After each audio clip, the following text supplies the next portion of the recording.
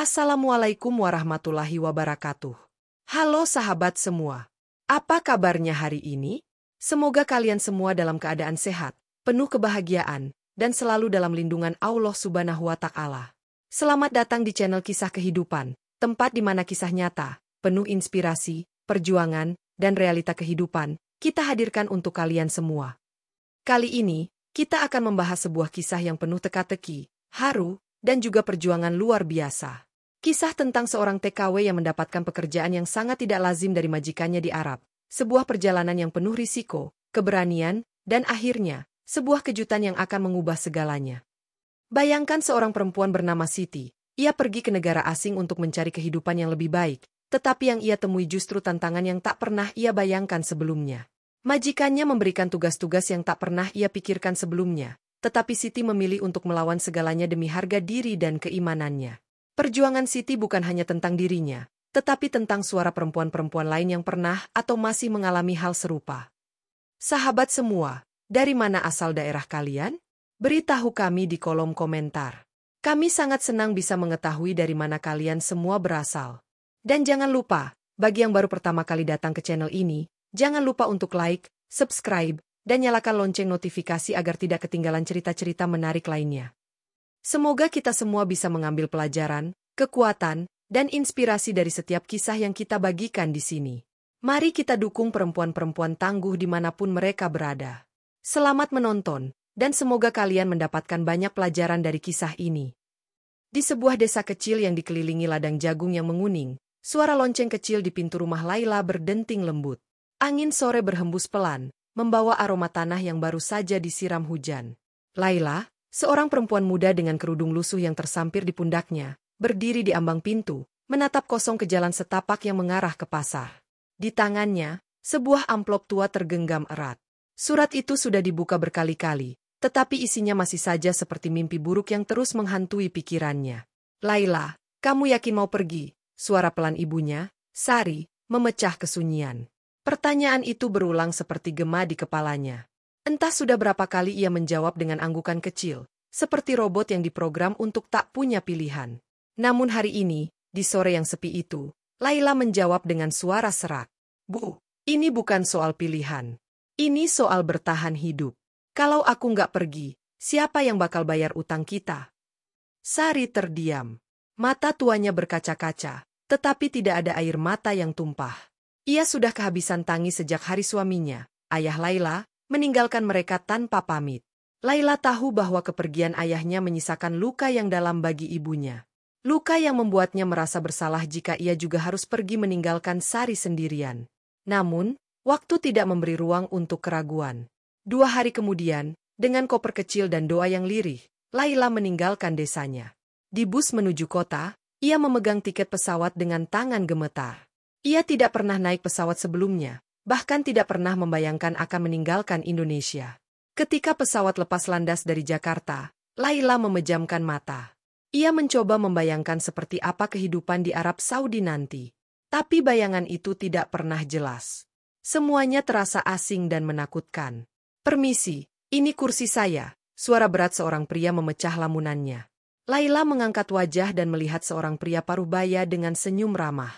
Ia bergeser, memberikan tempat duduk di sampingnya. Kamu mau kemana, nak? Tanya pria itu. Ke Riyadh, Pak. Mau kerja, jawab Laila singkat. Pria itu mengangguk, tetapi matanya memancarkan keprihatinan yang sulit disembunyikan. Semoga kamu baik-baik saja di sana. Jangan lupa untuk selalu berdoa, katanya sebelum memalingkan wajah ke jendela. Doa. Kata itu terus terngiang di kepala Laila selama penerbangan. Ia tahu ia akan membutuhkan doa lebih dari apapun di tanah yang asing itu. Ketika akhirnya ia tiba di Riyadh, udara panas menyambutnya seperti tamparan di wajah. Ia diantar ke rumah majikannya oleh seorang sopir, dan saat mobil berhenti di depan gerbang besar yang terbuat dari besi hitam, perasaan aneh menyelinap ke dalam dadanya. Rumah itu besar dan megah, tetapi terasa dingin dan tidak bersahabat. Seorang perempuan paruh-baya dengan wajah tegas menyambutnya di pintu. Nama kamu Laila, ya? Tanyanya tanpa senyum. Laila mengangguk pelan. Dengarkan baik-baik, kata perempuan itu. Di sini, kamu bekerja untuk kami.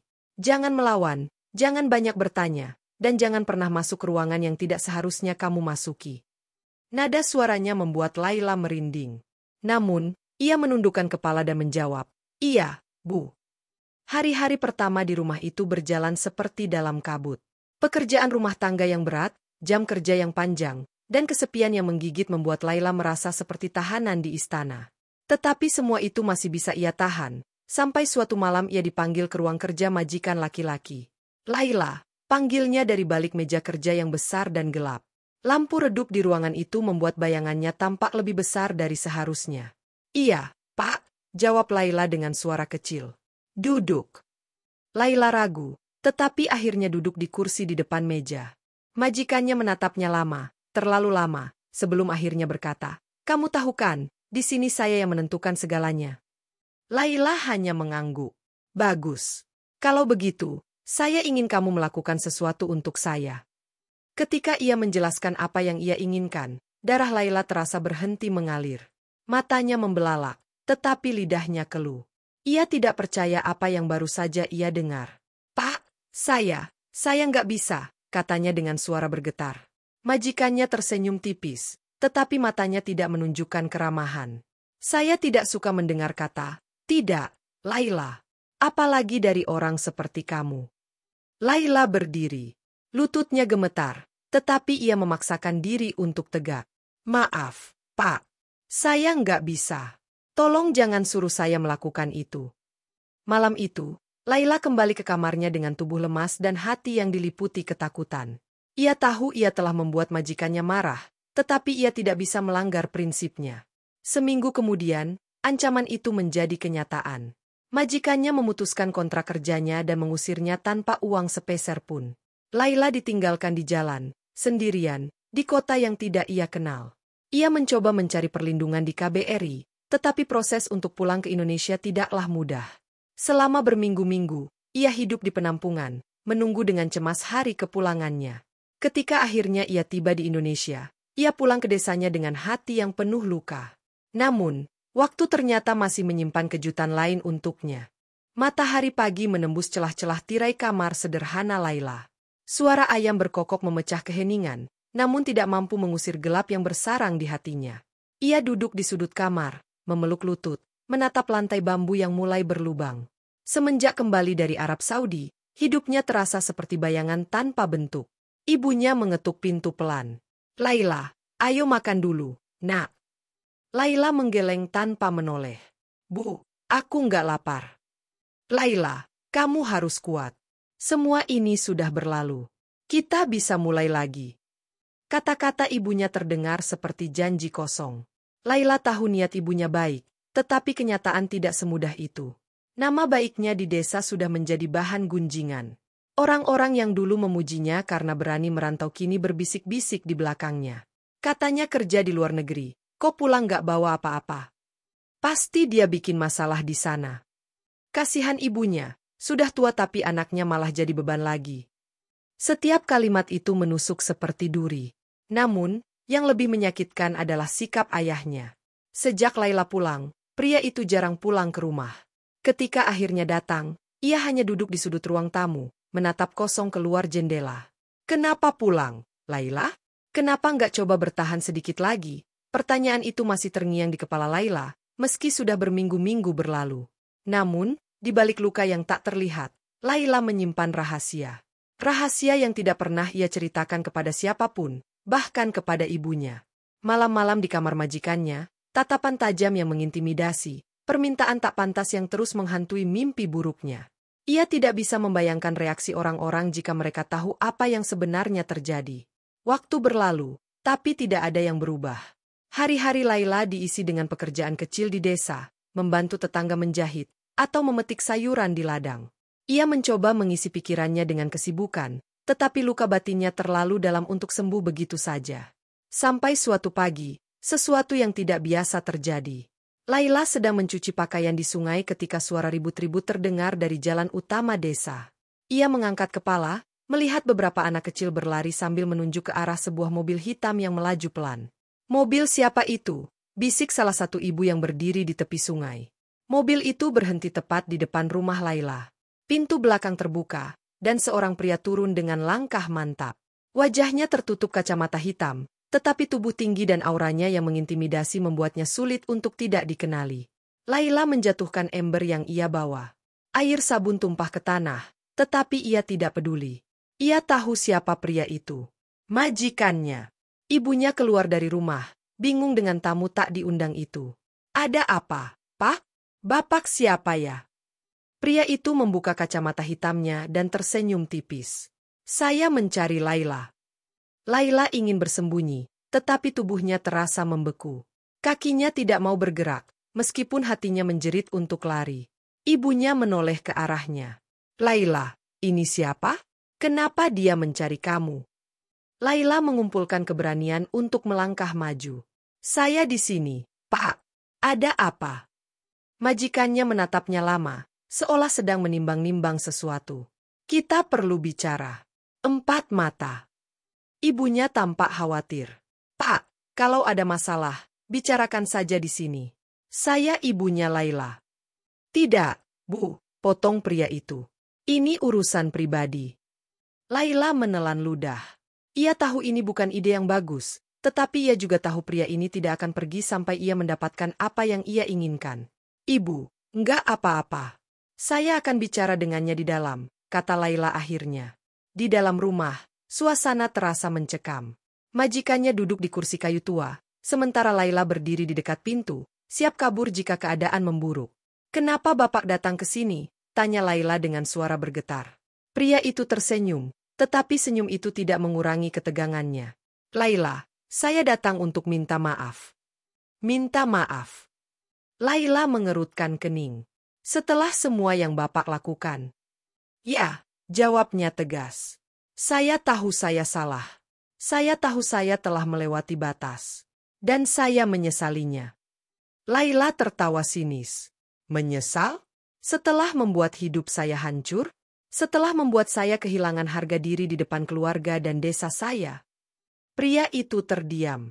Untuk pertama kalinya, ia tampak kehilangan kata-kata. Tetapi kemudian ia mengeluarkan sesuatu dari tasnya. Sebuah amplop tebal dan sebuah kunci. Apa ini? Tanya Laila, bingung.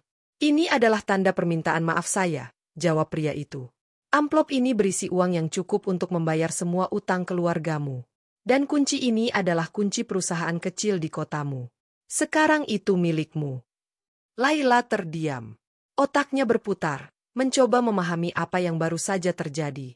Kenapa Bapak melakukan ini? Pria itu menarik napas panjang. Karena kamu mengajari saya sesuatu yang tidak pernah saya pelajari sebelumnya. Keteguhan iman. Integritas. Kamu bisa saja menyerah pada tekanan saya, tetapi kamu tidak melakukannya. Dan itu membuat saya sadar bahwa saya harus menjadi orang yang lebih baik. Air mata mengalir di pipi Laila, tetapi ia tidak tahu apakah itu karena marah, lega, atau campuran keduanya. Saya tidak tahu apakah saya bisa memaafkan Bapak, kata Laila akhirnya. Tapi saya menghargai usaha Bapak untuk memperbaiki kesalahan. Pria itu mengangguk. Itu sudah cukup. Saya hanya ingin kamu tahu bahwa kamu lebih kuat daripada yang kamu kira, Laila. Dan kamu berhak mendapatkan kehidupan yang lebih baik. Setelah pria itu pergi, Laila duduk di lantai, memandangi amplop dan kunci di tangannya. Untuk pertama kalinya dalam waktu yang lama, ia merasa bahwa mungkin, hanya mungkin, hidupnya bisa berubah menjadi lebih baik. Hari-hari berlalu setelah pertemuan itu, tetapi keheningan tetap menjadi teman setia Laila. Kunci perusahaan yang diberikan majikannya tergeletak di meja kecil di sudut rumah, seperti sebuah teka-teki yang belum terpecahkan.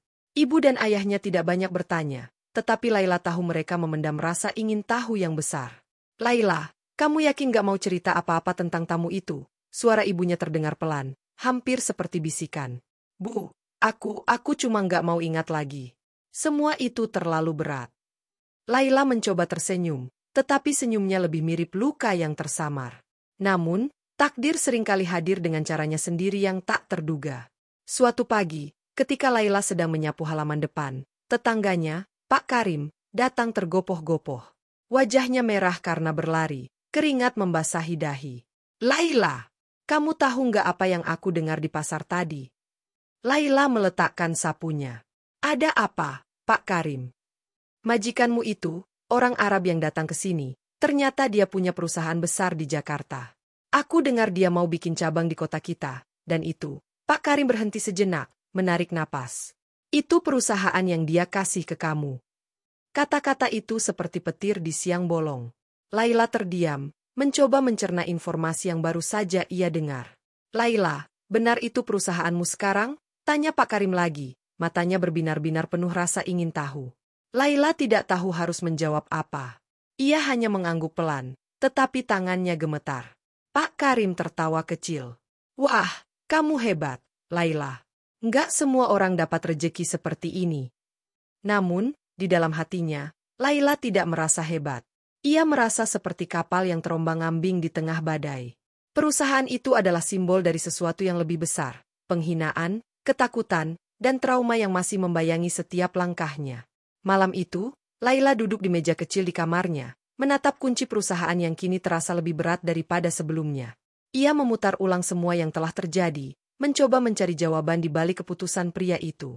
Flashback menghantamnya tanpa ampun. Ia teringat malam pertama ketika pria itu memanggilnya ke ruang kerjanya, diiringi tatapan tajam yang membuatnya merasa seperti mangsa di hadapan pemangsa. Kamu tahu tugasmu di sini bukan cuma bersih-bersih, kan? Suara pria itu masih terngiang di telinganya. Laila mengangguk, tetapi hatinya berteriak. Saya tahu, Pak. Tapi saya tidak akan melakukan apa yang melanggar prinsip saya. Pria itu tertawa kecil, tetapi tawa itu lebih mirip ancaman. Kamu yakin? Dunia ini keras, Laila. Kalau kamu tidak mau menyesuaikan diri, kamu yang akan hancur. Namun, Laila tidak pernah menyerah pada tekanan itu. Setiap kali pria itu mencoba mendekatinya, ia menegaskan batas-batasnya dengan keberanian yang sulit ia jelaskan sendiri. Tetapi keberanian itu tidak datang tanpa harga. Setiap malam, ia menangis diam-diam di kamar kecilnya, bertanya-tanya apakah Tuhan mendengar doanya. Kembali ke masa kini, Laila menghela napas panjang. Ia tahu ia tidak bisa terus bersembunyi. Jika ia menerima kunci itu, berarti ia harus menghadapi masa lalunya dengan kepala tegak. Esok harinya, ia memutuskan untuk pergi ke perusahaan itu. Tempat itu berlokasi di pusat kota kecil mereka, sebuah bangunan sederhana dengan papan nama baru yang berbunyi, Laila Jaya Sejahtera. Ketika ia masuk, semua mata tertuju padanya. Beberapa orang tersenyum, beberapa lainnya terlihat bingung. Seorang pria muda mendekatinya dengan ragu-ragu. Maaf, Anda siapa ya? Saya Laila, jawabnya pelan tetapi tegas. Pemilik perusahaan ini. Pria itu tampak terkejut, tetapi ia segera mengangguk hormat. Oh, maaf, Bu Laila. Kami sudah diberitahu tentang Anda. Kalau begitu, silakan masuk ke ruang kantor Anda. Laila mengikuti pria itu ke sebuah ruangan kecil di lantai 2. Di sana, ia menemukan sebuah meja sederhana, beberapa dokumen, dan pemandangan kota dari jendela besar. Ia duduk di kursi, merasa seperti orang asing di dunianya sendiri. Tetapi, seiring berjalannya waktu, ia mulai merasa nyaman. Ia belajar membaca laporan keuangan, mengatur staf, dan mengambil keputusan penting.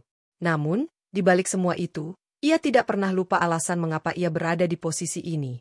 Perusahaan ini bukan hanya hadiah, ini adalah kesempatan untuk membuktikan bahwa ia bisa bangkit dari kehancuran.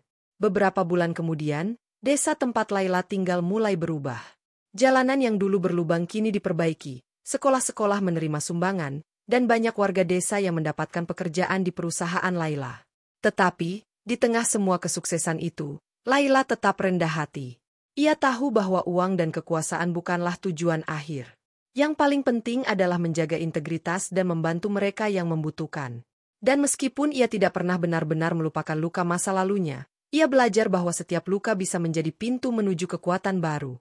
Di penghujung hari, ketika ia duduk sendirian di kantor, ia sering merenung tentang perjalanan hidupnya. Jika bukan karena Tuhan yang memberikan kekuatan, aku mungkin sudah hancur, bisiknya pelan, dengan mata yang kini penuh dengan harapan. Hari itu hujan turun dengan deras, menutupi kota kecil itu dengan tabir air yang hampir menyerupai tirai tipis. Laila duduk di kursi kantornya, memandangi derasnya hujan melalui jendela besar di belakang meja. Gemuruh petir sesekali menyela keheningan, seolah menggambarkan kekacauan di dalam hatinya. Meskipun ia telah berhasil menjalankan perusahaan selama beberapa bulan, perasaan bahwa semuanya belum selesai terus mengganggunya. Telepon di mejanya berdering, membawa Laila kembali ke kenyataan. Ia mengangkatnya dengan suara lembut. Halo, ini Laila. Di ujung telepon, suara perempuan muda terdengar gugup. Bu, ada tamu yang ingin bertemu dengan Anda. Dia bilang dia dari luar negeri. Laila terdiam. Tubuhnya menegang seketika. Pikiran-pikirannya langsung melayang ke masa lalu, ke sosok pria yang telah membentuk jalan hidupnya dengan cara yang tak terduga. Silakan antar dia ke ruang tamu. Saya akan segera ke sana, jawabnya setelah jeda singkat. Ia berdiri perlahan, merasa berat untuk melangkah. Dengan napas panjang, ia berjalan menuju ruang tamu perusahaan. Ketika ia membuka pintu, sosok itu benar-benar ada di sana. Majikannya. Pria itu duduk di sofa, mengenakan pakaian sederhana yang jauh dari kesan mewah seperti yang ia ingat. Wajahnya terlihat lebih tua, dengan kerutan yang lebih dalam di sekitar matanya. Laila, suara pria itu terdengar lebih lembut dari yang ia bayangkan. Laila berdiri di ambang pintu, mencoba menenangkan gejolak di dalam dirinya. Ia melangkah masuk dengan hati-hati, duduk di kursi di seberang pria itu tanpa berkata apa-apa. "Kenapa Anda datang ke sini?" tanyanya akhirnya. Suaranya tegas meskipun ia merasa gemetar di dalam. Pria itu menghela napas panjang. "Aku datang untuk meminta maaf lagi, Laila. Tidak hanya untuk masa lalu, tetapi untuk beban yang aku berikan padamu dengan perusahaan ini." Laila menatapnya tajam. "Perusahaan ini memang beban. Tapi bukan sesuatu yang tidak bisa aku tanggung." "Aku tahu kau kuat," kata pria itu dengan nada rendah. "Tapi aku juga tahu perusahaan ini adalah pengingat yang konstan tentang semua kesalahan yang aku lakukan padamu. Aku ingin kau tahu, tidak ada hari yang berlalu tanpa penyesalan." Flashback menyeret Laila kembali ke masa-masa kelamnya di rumah besar pria itu. Ia teringat malam-malam panjang di mana ia sering duduk di sudut kamar, memeluk lututnya sendiri sambil berdoa dalam hati. Setiap langkah kaki pria itu di koridor terasa seperti ancaman, setiap ketukan di pintu seperti bom waktu. Tapi ada satu malam yang paling ia ingat, malam ketika pria itu masuk ke kamarnya tanpa mengetuk. "Apa yang kau inginkan, Laila?" tanya pria itu, berdiri di depan pintu dengan tatapan yang sulit diartikan. "Saya hanya ingin melakukan pekerjaan saya dan pulang dengan selamat," jawab Laila dengan suara bergetar. "Dan kau pikir dunia akan membiarkanmu pergi semudah itu?" Laila mengangkat wajahnya, menatap pria itu dengan mata penuh keberanian yang bercampur ketakutan. "Saya percaya pada Tuhan. Dan saya percaya Dia tidak akan meninggalkan saya." Pria itu terdiam cukup lama sebelum akhirnya berbalik dan meninggalkan kamar tanpa berkata apa-apa. Malam itu menjadi titik balik bagi Laila. Ia sadar bahwa keberaniannya untuk tetap teguh pada prinsipnya adalah senjatanya yang paling kuat. Kembali ke masa kini, pria itu berbicara lagi, mengembalikan Laila ke ruang tamu.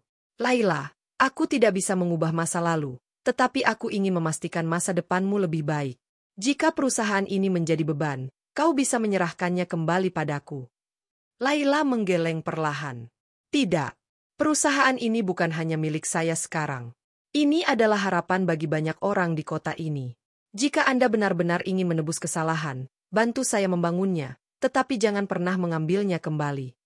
Pria itu menatap Laila dengan rasa hormat yang tulus. "Kau jauh lebih kuat daripada yang aku bayangkan. Dan aku berjanji akan mendukungmu sejauh yang aku bisa." Setelah pertemuan itu, hidup Laila berubah lagi. Majikannya tidak hanya menepati janjinya untuk mendukung perusahaan, tetapi juga mulai mengalokasikan sebagian keuntungannya untuk membantu masyarakat di sekitarnya. Namun, di tengah semua perubahan itu, Laila tetap menjalani hidupnya dengan rendah hati, mengingat bahwa semua yang ia miliki adalah hasil dari perjuangannya sendiri. Tetapi, luka masa lalu tidak pernah benar-benar hilang. Malam-malam tertentu, ketika ia sendirian di kamarnya, ia sering menangis, melepaskan semua rasa sakit yang ia tahan selama ini. Namun, setiap kali ia merasa lemah, ia kembali mengingat doanya di malam-malam kelam itu. Ia mengingat bagaimana ia memohon pada Tuhan untuk memberinya jalan keluar, dan bagaimana doa itu akhirnya dijawab dengan cara yang tidak pernah ia duga. Dan di saat-saat seperti itu, ia tahu bahwa meskipun hidup penuh dengan cobaan, selalu ada cahaya. Hari-hari berlalu dengan cepat setelah pertemuan itu, tetapi bagi Laila, waktu seolah berjalan lambat setiap kali ia mengingat masa lalunya. Ada rasa lega karena akhirnya bisa menghadapi pria itu dengan keberanian yang selama ini ia simpan rapat-rapat. Namun, ada juga rasa takut bahwa kenangan itu akan terus menghantuinya, seperti bayangan yang tak pernah hilang. Malam itu, Laila kembali ke rumah setelah bekerja hingga larut. Jalanan gelap, hanya diterangi oleh lampu-lampu jalan yang redup. Angin malam menyentuh wajahnya, membawa aroma tanah basah yang baru saja diguyur hujan. Ketika ia membuka pintu rumah, ia menemukan ibunya duduk di ruang tamu, menunggunya. "Kenapa, Bu? Kok belum tidur?" tanya Laila, meletakkan tasnya di kursi. Ibunya tersenyum kecil, tetapi ada sesuatu di balik senyuman itu, kekhawatiran yang sulit disembunyikan. "Nak, Ibu cuma ingin bicara. Ibu lihat kamu akhir-akhir ini sering melamun. Ada apa, Laila? Ceritakan sama Ibu." Laila terdiam sejenak. Rasanya ia ingin menghindari pembicaraan ini, tetapi tatapan ibunya terlalu penuh kasih untuk diabaikan. Ia akhirnya duduk di samping ibunya, menarik napas panjang. "Bu, semua yang terjadi selama aku di Arab masih ada di kepala aku.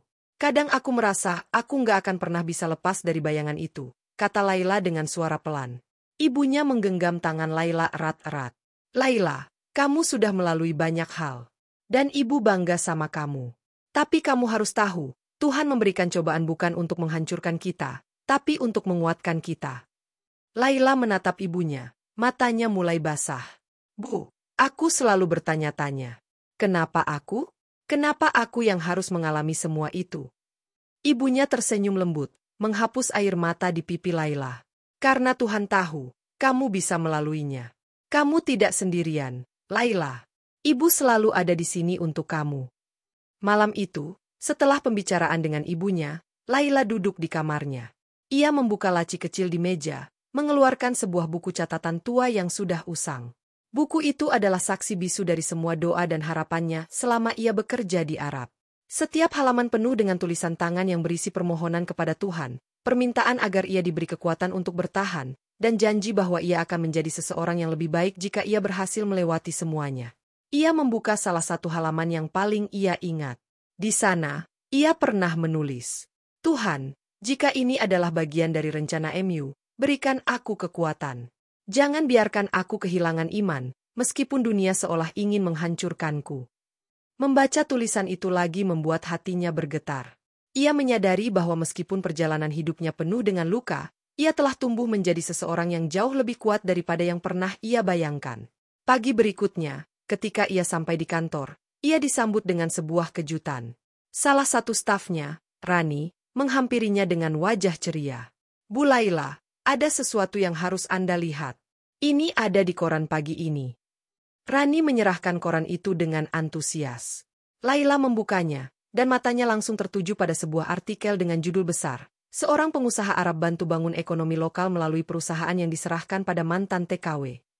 Laila membaca artikel itu dengan hati yang campur aduk. Artikel itu memuji majikannya karena telah memberikan kesempatan besar kepada seseorang yang dianggapnya pantas. Namun, bagian yang paling mengejutkan adalah pernyataan langsung dari pria itu. Laila adalah contoh dari seseorang yang memiliki integritas dan keberanian. Dia mengajarkan saya pelajaran yang sangat berharga, bahwa iman dan prinsip jauh lebih berharga daripada uang atau kekuasaan. Laila menutup koran itu, menahan napas. Ia tidak tahu harus merasa bangga atau marah. Kata-kata itu terdengar tulus, tetapi ia tahu bahwa semua itu tidak menghapus rasa sakit yang telah ia alami. Namun, ia juga tahu bahwa ini adalah kesempatan untuk mengubah cerita itu menjadi sesuatu yang lebih besar daripada dirinya sendiri. Ia memutuskan untuk menerima masa lalunya, bukan sebagai beban, tetapi sebagai fondasi untuk membangun masa depan yang lebih baik. Hari itu, Laila mengadakan pertemuan dengan semua stafnya. Ia berdiri di depan ruangan, merasa gugup tetapi juga penuh semangat. "Saya ingin mengucapkan terima kasih kepada kalian semua yang telah bekerja keras untuk perusahaan ini. Kita bukan hanya menjalankan bisnis, kita membangun harapan bagi banyak orang di kota ini," kata Laila, suaranya tegas tetapi penuh emosi. Salah satu stafnya mengangkat tangan. "Bu Laila, apa yang membuat Anda begitu bersemangat menjalankan perusahaan ini? Apa yang menginspirasi Anda?" Laila tersenyum tipis. Ia memandang ruangan itu dengan mata yang berkilauan, lalu berkata, "Karena saya tahu bagaimana rasanya kehilangan harapan. Dan saya tidak ingin ada orang lain yang merasa seperti itu." Ruang itu sunyi sejenak sebelum semua orang mulai bertepuk tangan. Malam itu, Laila kembali ke rumah dengan hati yang lebih ringan. Ia tahu perjalanan hidupnya masih panjang, tetapi ia juga tahu bahwa ia tidak sendirian. Ia memiliki keluarga, tim, dan keyakinan yang selalu membimbingnya. Di meja kecil di kamarnya, buku catatan tua itu tetap terbuka. Tetapi kali ini, di halaman terakhir, ia menulis sesuatu yang baru.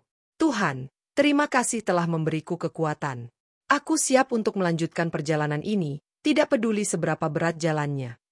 Dan dengan itu, ia menutup buku itu, tersenyum, dan memandang ke depan dengan harapan yang. Malam itu langit di luar dipenuhi bintang, seperti kilauan harapan yang tersebar di antara gelapnya malam. Laila duduk di balkon rumahnya, ditemani secangkir teh hangat. Udara dingin merayapi kulitnya, tetapi ia tidak bergeming. Ada ketenangan yang mengalir dalam pikirannya, meskipun rasa lelah masih melekat setelah hari yang panjang. Namun, ketenangan itu terganggu oleh dering ponsel di meja kecil di sampingnya. Laila meraih ponsel itu dengan malas, melihat nama yang tertera di layar. Nama yang membuat jantungnya berdebar, majikannya. Ragu, ia mengangkat panggilan itu. Suara di ujung telepon terdengar tenang, tetapi ada sesuatu yang berbeda. Seperti beban berat yang tertahan. Laila, aku ingin bicara denganmu. Apakah aku bisa bertemu denganmu besok? Laila menarik napas panjang. Ia tidak tahu apa yang diinginkan pria itu kali ini, tetapi ia juga tahu bahwa menolak bukanlah pilihan. Baik. Besok di kantor, jam 8 pagi. Terima kasih, Laila. Sampai jumpa besok, katanya sebelum menutup telepon. Pagi berikutnya, Laila menunggu di ruang rapat perusahaan. Matanya tertuju pada jam dinding yang berdetak perlahan. Pukul 8 tepat, pintu ruang rapat terbuka. Pria itu masuk dengan langkah hati-hati, membawa map coklat yang terlihat usang. Terima kasih sudah meluangkan waktu, katanya, duduk di kursi di depan Laila. Apa yang bisa saya bantu kali ini? Tanya Laila, suaranya terdengar formal. Pria itu meletakkan map di atas meja, lalu menatap Laila dengan mata yang dipenuhi emosi. Laila, aku tahu aku telah banyak menyakitimu. Aku sudah meminta maaf, tetapi aku sadar kata-kata saja tidak cukup. Laila hanya diam, menunggu kelanjutannya. Aku telah membuat keputusan, lanjut pria itu. Aku ingin kau memiliki semua aset perusahaan ini sepenuhnya. Aku akan menyerahkan kepemilikan sepenuhnya kepadamu. Aku tidak ingin ada lagi bayangan dari masa lalu yang menghantuimu. Laila terkejut. Ia memandang pria itu dengan bingung. Kenapa? Kenapa Anda melakukan ini? Pria itu tersenyum kecil, tetapi senyumnya dipenuhi rasa sedih. Karena aku ingin kau tahu bahwa aku benar-benar menyesal. Dan karena aku percaya kau akan menggunakan ini untuk kebaikan yang lebih besar. Flashback menyeret Laila kembali ke malam ketika ia akhirnya memutuskan untuk meninggalkan rumah pria itu. Malam itu gelap dan sunyi, hanya suara angin yang berbisik melalui jendela kamarnya. Ia sudah mengemas semua barangnya, memasukkan sedikit pakaian dan barang berharga ke dalam tas kecil. Tapi sebelum ia melangkah keluar, ia berhenti di depan cermin, melihat bayangannya sendiri. Aku harus pergi, katanya pada dirinya sendiri. Suaranya hampir tak terdengar. Langkahnya pelan, tetapi hatinya berdegup kencang. Ketika ia akhirnya sampai di pintu depan, ia mendapati pria itu berdiri di sana, seperti telah menunggunya. Kau akan pergi? Tanya pria itu. Meskipun jawabannya sudah jelas. Ya, jawab Laila dengan suara yang tegas. Aku tidak bisa tinggal di sini lagi. Aku sudah cukup menderita. Pria itu terdiam sejenak, lalu mengangguk perlahan. Kalau begitu, pergilah. Tapi ingat, Laila, aku benar-benar berharap kau akan menemukan kehidupan yang lebih baik. Kata-kata itu mengejutkan Laila, tetapi ia tidak punya waktu untuk memikirkannya. Ia melangkah keluar dengan kepala tegak, meninggalkan semua kenangan buruk itu di belakang. Kembali ke masa kini, Laila menatap map di atas meja dengan perasaan campur aduk. Saya tidak tahu apakah ini cara terbaik untuk menebus kesalahan Anda, katanya akhirnya. Tidak ada cara yang benar-benar cukup, jawab pria itu. Tapi ini adalah cara saya untuk mencoba. Laila membuka map itu perlahan.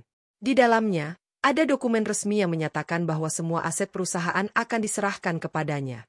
Ia membaca setiap baris dengan hati-hati, merasa seperti hidupnya sedang berubah lagi, tetapi kali ini dengan cara yang lebih baik. Apa yang akan Anda lakukan setelah ini? Tanyanya, menatap pria itu. Aku akan kembali ke negaraku, jawabnya dengan senyum tipis. Dan aku akan mencoba memperbaiki hidupku, seperti yang kau lakukan dengan hidupmu. Laila terdiam, memikirkan semua yang telah terjadi. Ia akhirnya mengangguk, menerima dokumen itu dengan tangan yang gemetar. Terima kasih, katanya pelan. Pria itu berdiri, menatap Laila dengan mata yang penuh penyesalan tetapi juga harapan. Terima kasih telah memberiku kesempatan untuk meminta maaf. Semoga kau selalu bahagia, Laila. Dan dengan itu, ia pergi, meninggalkan Laila dengan masa depan yang lebih cerah dan hati yang sedikit lebih ringan. Malam itu, Laila menutup hari dengan doa panjang di kamarnya. Ia berterima kasih kepada Tuhan atas semua berkat yang telah diberikan, meskipun berkat itu datang melalui jalan yang penuh luka. Ia tahu bahwa hidupnya masih panjang, tetapi ia juga tahu bahwa ia memiliki kekuatan untuk menjalani semuanya. Ketika ia memandang keluar jendela, melihat bintang-bintang di langit, ia tersenyum. Karena untuk pertama kalinya dalam hidupnya, ia merasa benar-benar bebas. Hari-hari berlalu setelah pertemuan terakhir dengan majikannya. Laila sekarang menjadi pemilik penuh perusahaan yang sebelumnya dimiliki oleh pria itu. Namun, kepemilikan itu bukan hanya tentang aset dan bisnis. Bagi Laila, ini adalah simbol perjuangan, keberanian, dan keteguhan iman yang telah membawanya melalui perjalanan panjang penuh penderitaan.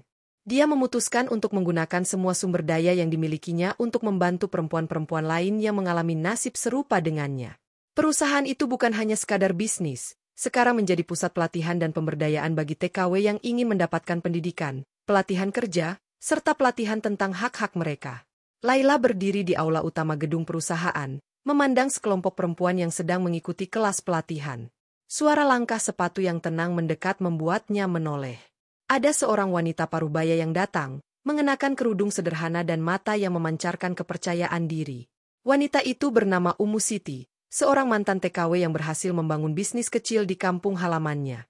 Laila, aku datang untuk berbicara tentang kerjasama. Aku ingin membantu mereka yang ingin kembali ke kampung halaman, tidak hanya membawa uang tetapi juga pengetahuan. Laila memandang Umu Siti, merasa ada energi positif yang mengalir dalam hatinya. Aku setuju, Umu Siti. Ini adalah saat kita harus saling membantu. Mari kita buat program yang memungkinkan perempuan ini belajar bisnis, manajemen, dan hak mereka. Sementara itu, Laila masih sering memikirkan peristiwa ketika ia memutuskan untuk meninggalkan rumah majikannya dulu. Malam-malam itu selalu datang kembali dalam mimpi buruk, seperti bayangan gelap yang sulit disingkirkan. Tetapi sekarang, Laila sudah memiliki tujuan yang jelas. Membantu perempuan lain bukan hanya tentang memberi mereka kesempatan, ini tentang membangun komunitas yang kuat dan mandiri. Suatu hari, seorang pengacara bernama Ahmad datang ke kantornya. Ahmad adalah pengacara terkenal di Jakarta, terkenal dengan keberaniannya memerangi eksploitasi TKW. Ia ingin membantu Laila membawa kasus eksploitasi TKW ke pengadilan, memerangi ketidakadilan yang sudah lama terjadi. Ini bukan hanya tentang kita, Laila, ujar Ahmad saat mereka berbicara di ruang kerjanya. Ini tentang keadilan untuk semua perempuan yang telah terluka, yang tidak pernah mendapat suara. Laila memandang Ahmad, merasa kebanggaan yang mendalam. Mari kita buktikan bahwa tidak ada perempuan yang harus menderita sendirian. Kita akan membuat perubahan nyata. Laila kemudian mulai mengadakan pertemuan dengan berbagai lembaga, mulai dari lembaga pemerintah hingga organisasi non-profit. Ia membawa visi untuk membuat sistem pendampingan bagi TKW, pusat bantuan hukum gratis, serta edukasi tentang hak perempuan di tempat kerja. Di satu sudut kantor, ada foto-foto dirinya bersama perempuan-perempuan yang telah mendapatkan kesempatan melalui program yang ia buat. Ada senyum, ada kekuatan, ada transformasi. Semua itu menjadi simbol keberhasilan program yang Laila jalankan. Namun, tidak semua perjalanan Laila mulus. Masalah datang ketika beberapa pihak berusaha mempengaruhi bisnisnya. Para pengusaha yang merasa terganggu oleh program pemberdayaan perempuan mulai mencoba menekan Laila. Mereka menggunakan taktik intimidasi, ancaman, bahkan mencoba mempengaruhi media untuk mencoreng reputasinya. Suatu malam, Laila menerima pesan anonim di ponselnya. Isinya pendek tetapi menegangkan. Hentikan apa yang sedang kamu lakukan, atau konsekuensinya akan pahit. Laila membaca pesan itu sambil memejamkan mata. Ia tahu bahwa ancaman ini bukan hal yang baru, tetapi sekarang ia merasa lebih siap. Dengan Tuhan di sisi saya, ucapnya pada diri sendiri, aku tidak akan mundur. Ia mulai merancang strategi. Bersama Ahmad, mereka membangun jaringan kerjasama dengan aktivis perempuan, media independen, dan lembaga hukum yang peduli dengan hak TKW. Mereka menciptakan laporan detail tentang eksploitasi TKW, merekam pengaduan, dan mulai mengajukan tuntutan hukum di pengadilan. Pertengahan tahun berjalan, kasus yang Laila bawa mulai menarik perhatian publik. Media mulai memuat berita tentang program pemberdayaan perempuan yang ia jalankan, serta perjuangannya dalam mengungkap praktik eksploitasi yang selama ini tertutupi. Nama Laila menjadi simbol keberanian, keteguhan, dan harapan bagi perempuan-perempuan yang sebelumnya merasa tidak ada harapan. Ia berdiri di panggung sebuah konferensi nasional tentang hak perempuan, berbicara di depan para pemangku kebijakan, pengacara, serta para aktivis. Kita semua memiliki tugas untuk memastikan bahwa tidak ada perempuan yang harus mengalami penderitaan sendirian, ujarnya, suaranya penuh ketegasan. Mulai dari pendidikan, hukum, hingga pemberdayaan ekonomi, kita harus membangun sistem yang tidak hanya melindungi tetapi juga memuliakan perempuan. Dalam perjalanannya, Laila tidak hanya menemukan tujuan hidupnya tetapi juga komunitas yang penuh dukungan, kebersamaan, dan solidaritas. Setiap tantangan yang datang membuatnya semakin kuat. Perusahaannya bukan hanya simbol keberhasilan, tetapi juga simbol perubahan nyata yang membantu perempuan untuk menemukan kebebasan, kehormatan, dan kemandirian. Ketika malam tiba, Laila duduk di balkon rumah kecilnya, memandangi bintang di langit.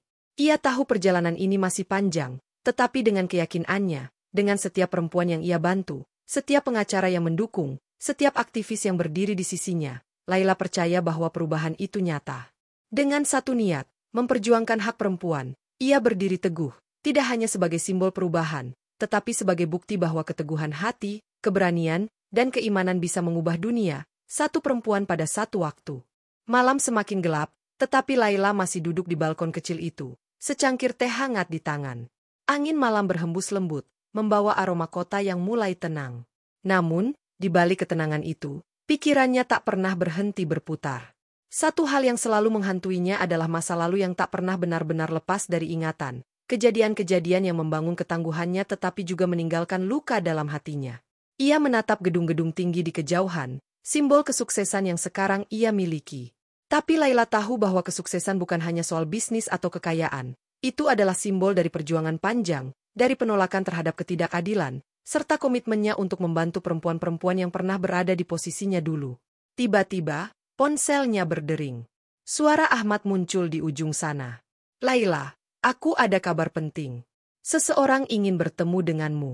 Seseorang yang dulunya bekerja untuk majikan yang pernah mengeksploitasi kita.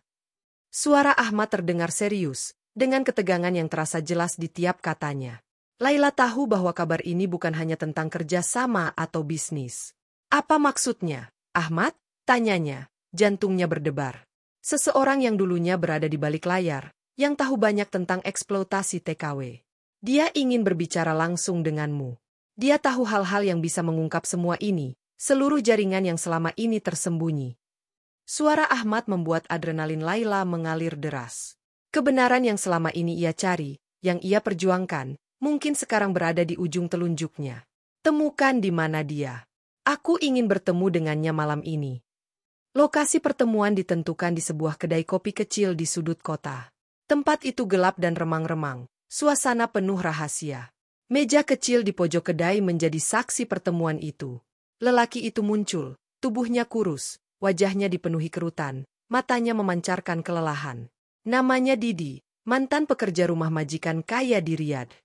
Ia pernah menjadi salah satu orang yang bekerja di balik jaringan eksploitasi TKW. Didi memesan kopi. Tangannya bergetar. Laila memandangnya dengan intens. Aku pernah hidup di dunia itu, di dunia yang penuh ketidakadilan. Aku tahu bagaimana mereka memperlakukan perempuan, bagaimana mereka memeras, bagaimana mereka memanfaatkan tanpa hati nurani, ujar Didi, suaranya hampir bergetar. Kenapa sekarang kau ingin berbicara denganku? Tanya Laila dengan nada serius. Didi menunduk, suaranya hampir menjadi bisikan. Aku ingin menebus kesalahan. Mereka menghancurkan hidup banyak perempuan, termasuk aku. Aku ingin membantu mengungkap segalanya, siapa yang ada di balik semua ini. Laila menatap Didi dengan mata yang penuh keyakinan. Kau tahu bahwa tidak mudah untuk mengungkap hal ini. Banyak orang kuat yang ingin menjaga rahasia mereka. Didi mengangguk. Aku tahu. Tapi aku tidak ingin mati dalam ketakutan. Aku ingin memperbaiki semuanya.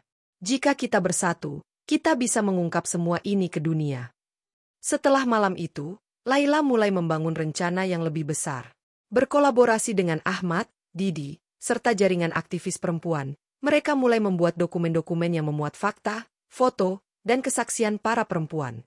Mereka mengungkap nama-nama majikan, praktik eksploitasi, bahkan jaringan sindikat yang mengatur semuanya. Satu demi satu, mereka mulai mengajukan tuntutan hukum, tidak hanya di tingkat nasional tetapi juga internasional. Berita tentang eksploitasi TKW mulai muncul di media internasional, menarik perhatian publik global. Laila tidak hanya menjadi pemimpin perusahaan, tetapi juga simbol keadilan, keberanian, dan keteguhan hati. Baginya, ini bukan hanya tentang bisnis, tetapi tentang memulihkan kehormatan perempuan-perempuan yang pernah merasa tak berharga, yang pernah merasa tak ada harapan. Suatu hari, ketika Laila memimpin konferensi besar di Jakarta, seorang perempuan bernama Maya datang menghampirinya. Maya adalah mantan TKW yang sekarang menjadi penggerak komunitas perempuan di kampungnya. Kita harus terus berjuang, bukan hanya untuk kita, tetapi untuk semua perempuan yang butuh suara. Kita bukan hanya pejuang, kita adalah penjaga harapan. Laila memandang Maya, matanya berisi tekad. Kita akan terus berdiri bersama. Tidak hanya hari ini, tetapi sampai kebenaran terungkap sepenuhnya. Sampai tidak ada lagi perempuan yang harus menanggung penderitaan sendirian. Hari-hari berlalu, Laila terus menjalankan program pemberdayaan, membangun kolaborasi, serta memperjuangkan keadilan. Perusahaannya kini menjadi simbol komunitas pemberdayaan perempuan, bukan hanya sebagai bisnis tetapi sebagai pusat pengetahuan, edukasi, dan solidaritas. Setiap kesulitan yang datang, setiap ancaman yang muncul, hanya membuat Laila semakin keras dan tak tergoyahkan. Dia bukan hanya pemimpin perusahaan, tetapi simbol dari keteguhan, solidaritas, dan keberanian, melawan ketidakadilan, melawan sistem yang mengeksploitasi, dan yang terpenting, melawan ketakutan. Dengan setiap langkah yang diambil, Laila menciptakan warisan, sebuah dunia di mana perempuan berdiri dengan kepala tegak, tidak hanya sebagai korban tetapi sebagai pemimpin, pekerja, penggerak perubahan, dan simbol kekuatan sejati. Sambil memandang ke langit malam Jakarta yang penuh bintang, Laila tahu bahwa perjalanan ini masih panjang.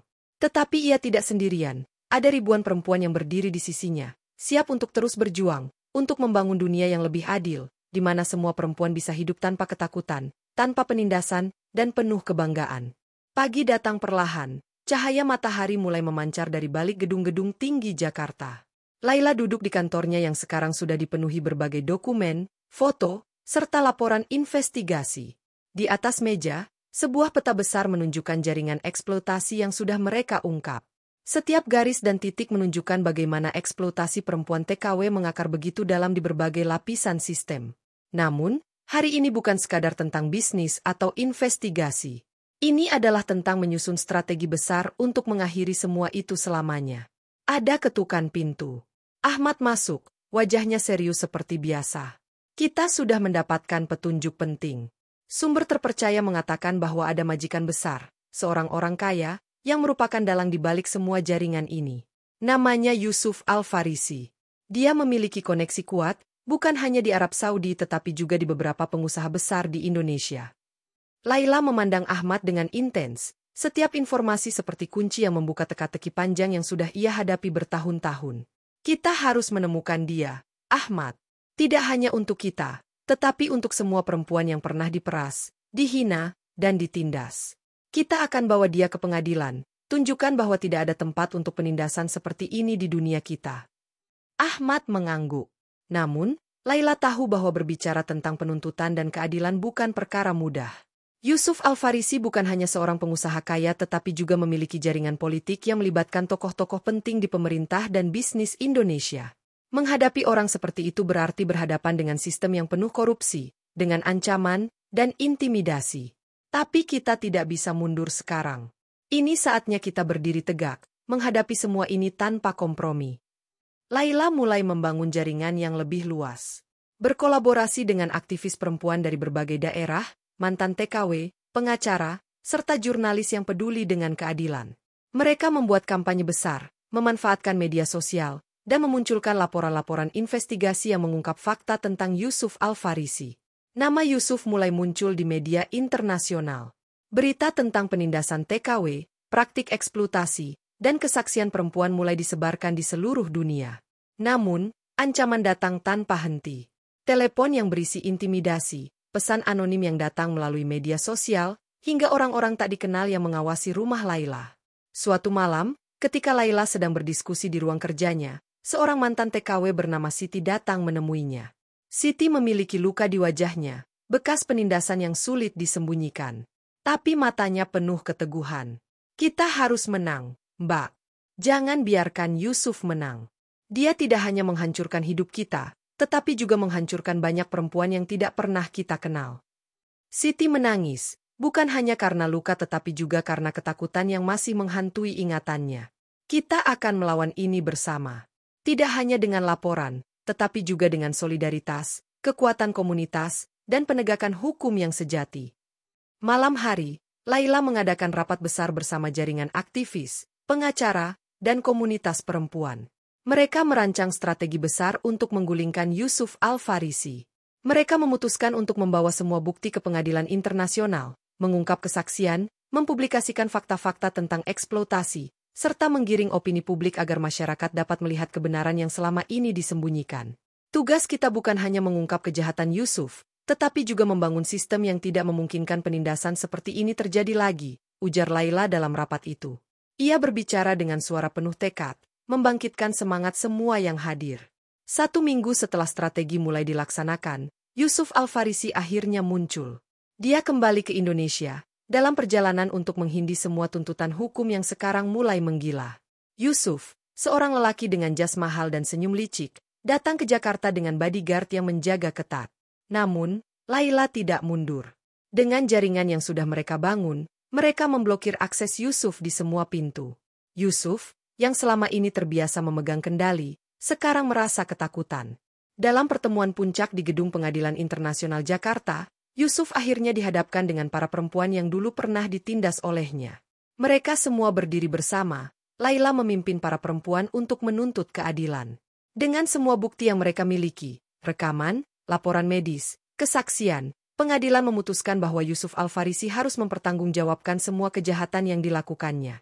Setelah Yusuf dijatuhi hukuman, solidaritas perempuan semakin kuat. Berbagai komunitas mulai membantu memberikan pelatihan untuk para mantan TKW agar mereka bisa berdikari, membuka usaha sendiri, dan menciptakan komunitas yang saling mendukung. Laila membuka pusat pemberdayaan perempuan, tempat para perempuan belajar tentang hak mereka, cara berorganisasi, serta cara memulai usaha sendiri. Tidak hanya tentang keuntungan tetapi tentang kebebasan, kepercayaan diri, serta penemuan kekuatan dalam solidaritas. Hari-hari berjalan, dan meskipun perjuangan masih jauh dari selesai, Laila tahu bahwa perjuangannya bukan hanya tentang dirinya tetapi tentang semua perempuan yang hidup dalam ketakutan. Kini, setiap perempuan tahu bahwa ada suara yang tidak hanya berbicara tetapi juga bertindak. Melihat semua ini, Laila berdiri di balkon kantornya, memandang ke jalan-jalan Jakarta yang mulai terang. Kita sudah memulai perubahan, tapi ini baru awal. Perjalanan kita belum selesai, namun sekarang kita tahu, ada keadilan, ada solidaritas, dan ada kekuatan perempuan yang tidak akan pernah kalah. Dia memandang para perempuan yang berkumpul di taman di depan kantor, berdiri tegak, saling menggandeng tangan. Itulah simbol harapan, kekuatan, dan perubahan nyata. Laila tahu, dunia masih banyak pekerjaan yang perlu dilakukan, tetapi kali ini, mereka tidak akan pernah sendirian. Karena bersama, mereka adalah kekuatan yang tak dapat dihentikan. Matahari sudah merangkak naik lebih tinggi, memancarkan sinarnya yang memantul dari gedung-gedung pencakar langit Jakarta. Laila berdiri di tengah lapangan pemberdayaan perempuan yang kini menjadi simbol kebebasan dan keadilan. Aktivis, mantan TKW, pengacara, dan komunitas lokal berkumpul, berbicara, berdiskusi, dan merencanakan masa depan yang jauh lebih cerah. Ada ketukan di pintu masuk pusat pemberdayaan. Ahmad datang, wajahnya serius seperti biasa, tetapi kali ini ada sesuatu di matanya, kebanggaan. Mbak Laila, kita mendapatkan informasi bahwa ada perusahaan besar, perusahaan milik Yusuf Al-Farisi, yang sekarang berusaha memanfaatkan kelemahan sistem hukum untuk kembali beroperasi di negara ini. Mereka mencoba membangun jaringan baru untuk mengeksploitasi TKW lagi. Laila mengepalkan tangan. Kemenangan melawan Yusuf bukan akhir dari perjalanan, melainkan awal dari perjuangan baru. Yusuf mungkin telah jatuh, tetapi sistem yang mendukung penindasan ini masih kuat dan bertahan. Kita tidak bisa membiarkan hal ini terjadi lagi, Ahmad. Kita harus lebih cerdas, lebih kuat, dan lebih solid. Kita harus memastikan tidak ada celah yang bisa mereka manfaatkan. Laila memandang ke para perempuan yang sedang mengikuti pelatihan. Setiap orang memiliki cerita, ada yang pernah diperas, ada yang pernah ditindas, tetapi sekarang mereka semua memiliki tekad untuk berdiri bersama. Kita akan membuat kampanye nasional dan internasional, memobilisasi media, dan menekan pihak berwenang untuk melakukan audit transparan terhadap semua perusahaan yang terhubung dengan Yusuf dan jaringan penindasan ini. Ahmad mengangguk. Ia tahu bahwa perjalanan ini tidak akan mudah. Namun, kini mereka memiliki jaringan perempuan yang solid, komunitas yang saling mendukung, serta pengacara yang berdedikasi. Malam hari datang. Laila duduk di ruang kerjanya yang sekarang dipenuhi dokumen investigasi. Telepon berdering. Ini panggilan dari seorang mantan TKW bernama Nuraini. Suaranya bergetar, penuh ketakutan. Mbak Laila, ada sesuatu yang terjadi di kampung saya. Yusuf kembali. Dia mencoba membangun perusahaan yang sama seperti sebelumnya, merekrut perempuan untuk bekerja di luar negeri dengan janji gaji besar. Tapi, ada yang mencurigakan. Banyak perempuan yang tidak kembali, komunikasi mereka terputus. Laila merasakan ketukan dalam hatinya. Ini bukan hanya tentang Yusuf, tetapi tentang bagaimana sistem penindasan ini masih meresap di akar-akar masyarakat. Kita harus ke sana, Nuraini. Kita harus memeriksa semuanya. Mengungkapkan apa yang terjadi di balik layar. Mereka merencanakan perjalanan ke Kampung Nuraini, sebuah desa kecil di daerah terpencil. Dengan tim aktivis, pengacara, dan mantan TKW, mereka bergerak cepat. Setibanya di kampung itu, mereka disambut oleh para perempuan yang tampak lesu, penuh kecemasan. Laila berbicara dengan seorang perempuan bernama Yuni, yang matanya dipenuhi kerisauan. Mbak, mereka janji gaji besar. Tapi kita hanya diminta bekerja di restoran dan pabrik tanpa tahu apa-apa tentang kontrak. Banyak yang tidak kembali, tidak ada kabar, entah apa yang terjadi. Dengan semua pengetahuan yang dimilikinya, Laila mulai mengumpulkan bukti. Rekaman video, foto kontrak kerja, kesaksian para perempuan. Semua ini adalah senjata yang akan mereka gunakan untuk menghadapkan Yusuf ke pengadilan. Dalam perjalanannya, Laila juga menemukan banyak hal tentang sistem birokrasi Indonesia.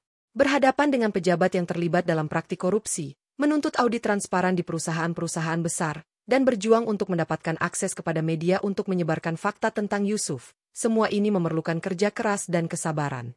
Namun, solidaritas mereka tumbuh semakin kuat. Aktivis perempuan dari berbagai kota datang untuk membantu, pengacara membantu mengajukan tuntutan, dan komunitas lokal membantu mengumpulkan bukti-bukti. Kembali ke Jakarta, Laila mengadakan konferensi pers besar. Ia berdiri di depan media nasional dan internasional, para perempuan yang pernah ditindas berdiri di belakangnya, siap memberikan kesaksian mereka. Kita tidak akan membiarkan Yusuf kembali. Tidak hanya untuk kita, tetapi untuk semua perempuan yang pernah ditindas, dihina, dan diperbudak.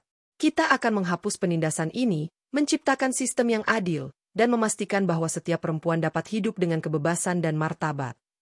Kata-kata Laila menggetarkan ruangan. Kamera merekam setiap ekspresi para perempuan. Kesaksian mereka menjadi bukti nyata bahwa perjuangan ini bukan hanya tentang laporan investigasi tetapi tentang kebebasan, keadilan, dan kesetaraan. Pengadilan internasional akhirnya mengeluarkan keputusan untuk memeriksa semua perusahaan Yusuf. Dengan solidaritas yang terbangun, tekanan publik, dan media sosial yang viral, Yusuf Al-Farisi tidak dapat lagi melarikan diri dari tanggung jawab hukum. Perusahaan Yusuf disita, asetnya dibekukan, dan ia dijatuhi hukuman berat atas penindasan perempuan TKW yang telah dilakukan selama bertahun-tahun. Laila berdiri di depan pusat pemberdayaan perempuan yang sekarang berkembang menjadi komunitas produktif. Para mantan TKW belajar membuat kerajinan, membuka usaha kecil, dan membangun komunitas yang saling mendukung. Sekarang, kita tidak hanya menang melawan Yusuf, tapi kita membangun masa depan yang penuh kebebasan, martabat, dan kesetaraan. Semua ini bukan akhir. Ini adalah awal dari perjalanan kita untuk membangun sistem yang benar-benar adil bagi semua perempuan. Laila memandang para perempuan yang sedang bekerja sama, berbicara, dan merencanakan masa depan mereka. Perjuangan belum selesai, tetapi sekarang, mereka tahu bahwa tidak ada lagi ketakutan. Mereka memiliki kekuatan dalam solidaritas, keadilan, dan keyakinan bahwa setiap perempuan berhak mendapatkan kehidupan yang bebas dan bermartabat. Laila tahu, ini adalah awal dari perubahan nyata. Dan bersama komunitas ini, ia akan terus berjuang hingga penindasan menjadi sejarah, dan keadilan menjadi norma yang berlaku untuk semua. Baik, sahabat semua, itulah tadi perjalanan inspiratif tentang perjuangan Siti, seorang perempuan tangguh yang menunjukkan bahwa keberanian dan keteguhan hati mampu mengubah segalanya. Semoga kita semua bisa belajar dari kisah ini bahwa tidak ada yang mustahil jika kita memiliki keyakinan, kesabaran, dan keteguhan hati. Saya ucapkan terima kasih yang sebesar-besarnya kepada kalian semua yang sudah meluangkan waktu untuk menonton video ini. Terima kasih sudah menjadi bagian dari komunitas kisah kehidupan. Dukungan kalian melalui like, subscribe, dan komentar sangat berarti bagi kami untuk terus menghadirkan konten yang bermanfaat dan inspiratif. Ingatlah sahabat, keberanian sejati datang ketika kita memilih untuk berdiri demi kebenaran, bahkan ketika perjalanan penuh dengan ketidakpastian. Sebagaimana Siti menunjukkan, setiap perempuan memiliki kekuatan untuk mengubah takdir, bukan hanya untuk dirinya, tetapi untuk semua orang. Hidup adalah tentang pilihan. Pilihlah untuk menjadi seseorang yang tidak hanya menunggu perubahan, tetapi menciptakan perubahan. Semoga kita semua diberi kekuatan untuk berdiri teguh, berjuang untuk kebenaran, dan membawa manfaat bagi orang-orang di sekitar kita. Sampai jumpa di video berikutnya. Semoga kita semua selalu dalam lindungan Allah Subhanahu wa Ta'ala. Wassalamualaikum warahmatullahi wabarakatuh.